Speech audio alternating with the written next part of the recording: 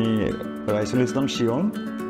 আমি চারলালে জয়েন করেছি যদিও 2015-তে জানুয়ারিতে, অলমোস্ট 10 বছর।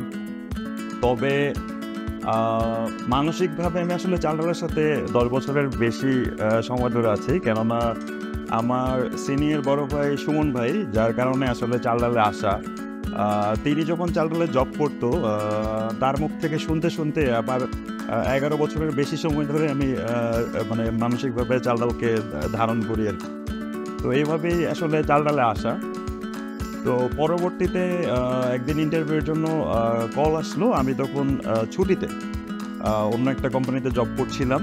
তো হঠাৎ করেই কল যে আজকেই আসতে হবে, ইন্টারভিউ আছে। তো ছুটির মধ্যে আসলে আমি আসতে চাই নাই। তো বড় ভাইয়ের অনেক রিকোয়েস্টে আমি তারপরে চলে আসছি।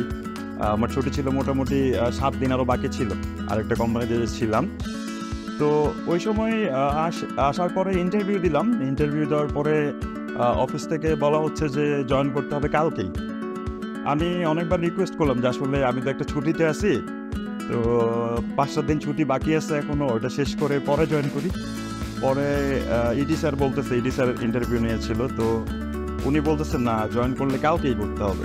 তা আমি পরে স্যারে বললাম যে স্যার আমাকে একটু সময় দেন, আমি একটু বাসায় কথা বলি তাহলে। হ্যাঁ, কথা বলে আমি রাতে আপনাকে জানাচ্ছি যে আমি কি আসলে কাউকে জয়েন করতে পারবো নাকি পারবো না। তো পরবর্তীতে সুমন ভাইও আমাকে বোঝাইলো, বলবো যে জয়েন করো, পরে ছুটি লাগলে ছুটি নিও। তো আমি সব কিছু বিবেচনা করে পরে জয়েন করেই ফেললাম। এই কারণে আসলে আমার যে ছুটিগুলো ছিল আরেকটা কোম্পানি থেকে যে ছুটি পেয়েছিলাম চাকরিগত অবস্থায়, ওই ছুটিগুলো আসলে কখনোই আর কাটানো হলো না, এবং পরের দিনই জয়েন করতে হলো আর কি চালডালে। কপিতে ঠান্ডা হয়ে যাচ্ছে। ও আচ্ছা ভাই, থ্যাংক ইউ সো মাচ। আসলে আপনি অনেক কিছুই মনে করে দেন।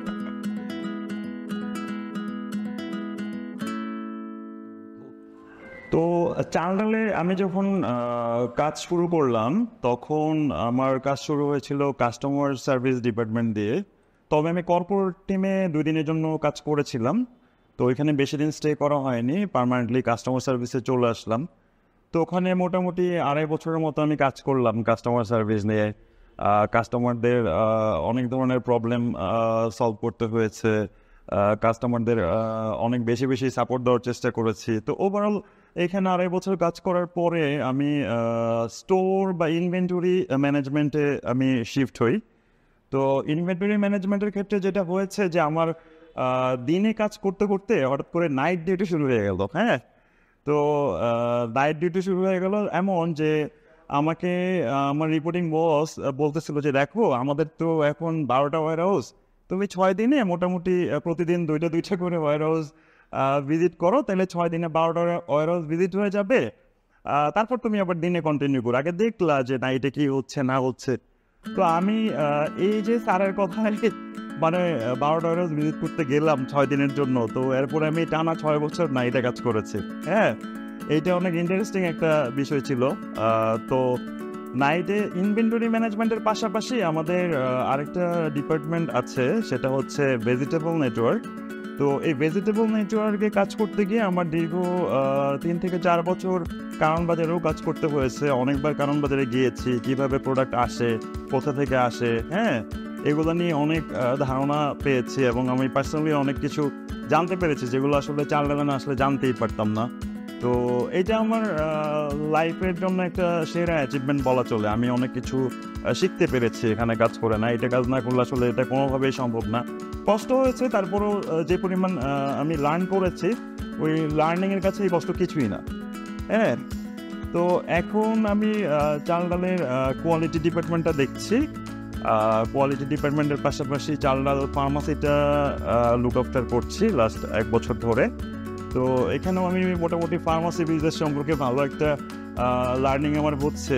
এটা আমার লাইফের জন্য একটা অনেক ভালো লার্নিং, এবং ওভারঅল আমি অনেক কিছু জানতে পেরেছি। আমি একটা বিজনেস কীভাবে রান করে এই ধারণাটা যে পেলাম, আসলে চালডাল আসলে আমার শুধু ক্যারিয়ার গ্রোথই করছে না, এখানে আমি পৃথিবী বা ওভারঅল বিজনেস যে কোনো কিছুই বলেন, মোটামুটি অনেক কিছুই একটা ধারণা নিয়ে যেতে পারছি। এটা আমার জন্য একটা অনেক বড় পাওয়া আসলে। এটা অন্য কোনো কোম্পানিতে থাকলে হয়তো বা এত কিছু জানতে পারতাম না, একটা বিজনেস কীভাবে রান হয়। তো এইসবই আর কি। আর আরেকটা ইন্টারেস্টিং ঘটনা বলি। ইন্টারেস্টিং ঘটনা, আমি যখন নাইট ডিউটি করতাম তো আমি তো মূলত ঘুমাতাম দিনের বেলা। তো দিনের বেলা আমি ঘুমাচ্ছি, হঠাৎ করে বিকালে 3:30 পৌনে 4টার দিকে অনেকগুলো কল, ঘুম থেকে ওঠার বললেই অনেকগুলো কল, আমার ঘুম ভেঙে গেছে। তো কল দেখলাম যে সিও স্যার কল করছে। তো সিও স্যার কল করছে এবং এখানে আমাকে হোয়াটসঅ্যাপে মেসেজ করছে কলে না পেয়ে যে 30 মিনিটের মধ্যে অফিসে আসো। আমি চিন্তা করতেছি যে কি এমন হয়ে গেল যে আসলে 30 মিনিটের মধ্যে অফিসে যেতে আমি মানে খুবই টেনশন। হ্যাঁ, তো আমি ভাবতেছি যে ঠিক আছে আগে যাই, দেখি স্যার কি বলে। স্যারকে তো জিজ্ঞেস করা যায় না যে স্যার কি প্রবলেম, আগে যাই তারপর শুনবো। তো গিয়ে ওখানে দেখলাম যে আমার মতো আরও 3জন আসছে, ওদেরকেও ডাকা হয়েছে। তো পরে স্যার জিজ্ঞেস করতেছে যে তোমাদেরকে এখানে কেন ডাকা হয়েছে, তোমাদের কি কোনো আইডিয়া আছে? তো অনেকে তো অনেক কথা বলতেছে। কেউ বলতেছে স্যার আমরা কি কোনো ভুল করে ফেলছি কিনা, কেউ বলতেছে আমাদেরকে নতুন কোনো কাজ দিবেন কিনা, বিশেষ কোনো প্রজেক্ট আসছে কিনা। তো হঠাৎ করে শুনলাম যে স্যার বলতেছে তোমাদের তো 4জনকে আমরা প্রমোশনের জন্য সিলেক্ট করছি।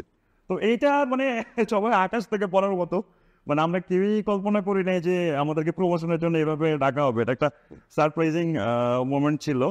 তো এইটা আমি এখনো বলতে পারি না আসলে, এই ব্যাপারটাকে কখনোই না। এটা মানে আমরা সারা জীবন মনে থাকবে। আসলে চাল ডালের সাথে দীর্ঘ যে সময়টা পার করলাম, এখানে হাসি, আনন্দ, কান্না, বেদনা সব কিছু মিলে খারাপ না, অনেক ভালো একটা সময় পার করেছি। আরও অনেক সময় ধরে থাকতে চাই যদি আল্লাহ নসিবে রাখে। তবে শুরুতে কখনোই ভাবি নাই যে চাল ডাল এত বড় একটা কোম্পানি হতে চলেছে। আসলে যখন জয়েন করেছিলাম তখন কোম্পানিটা শুরুর দিকে ছিল। আসলে এত অর্ডার ডেলিভারি করেছি আমরা করোনাকালীন, যেমন প্রায় 18,000 অর্ডার আমরা ডেলিভারি করেছি করোনার সময়। তো এটা আসলে আনবিলিভেবল একটা অ্যাচিভমেন্ট ছিল আমাদের জন্য। তো চাই চাল ডাল দেশের আনাচে কানাচে সব জায়গায় একসময় ছড়িয়ে যায়। অনেক অনেক শুভকামনা চাল ডালের জন্য। সবাই ভালো থাকবে।